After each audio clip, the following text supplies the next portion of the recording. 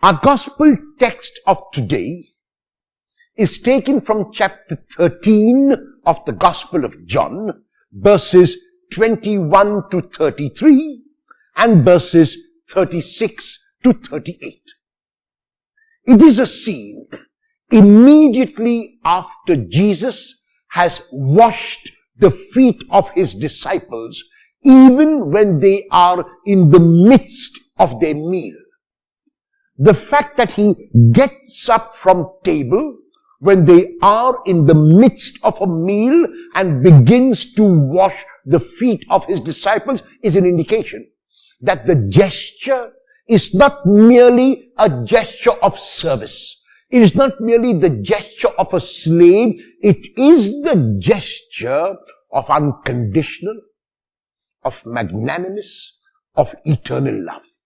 And the reason why it is a gesture of eternal love is because of what happens in today's gospel. A few verses after Jesus has explained his gesture, he sits down once again now at table, and the text of today can be seen to be divided on the one hand into the prediction of the betrayal, and on the other, the prediction of the denial. Jesus knows who is going to betray him. Jesus knows who is going to deny him. Jesus also knows that the other 10 are not going to fare as well at all. And yet, he has washed their feet. He has washed the feet of a betrayer.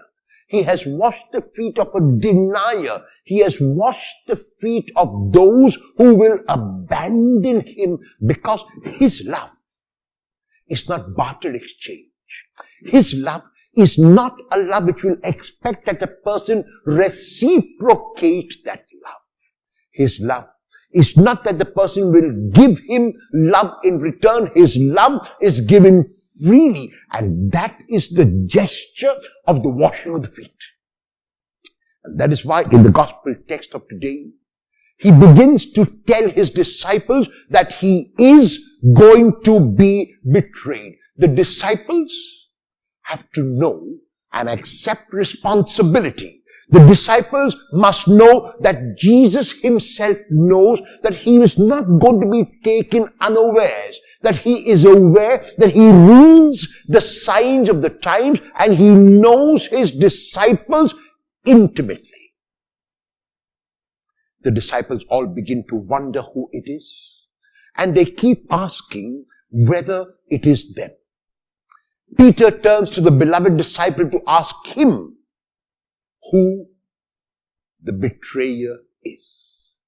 Jesus speaks about giving the morsel dipped in the dish to the one, and he gives it to Judas and tells Judas enigmatically to do what he has to do quickly.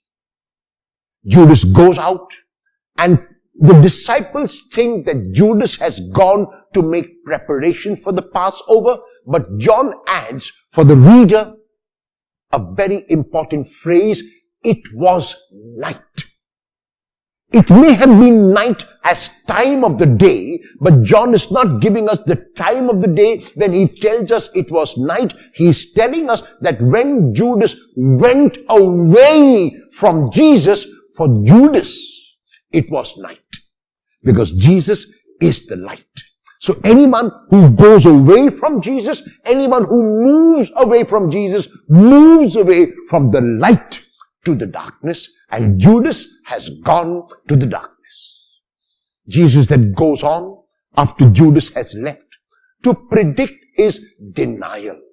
The Peter who is so emphatic in his support of the Lord, the Peter who says that he is going to die for the Lord, is the same Peter who will deny the Lord when the time to stand up comes.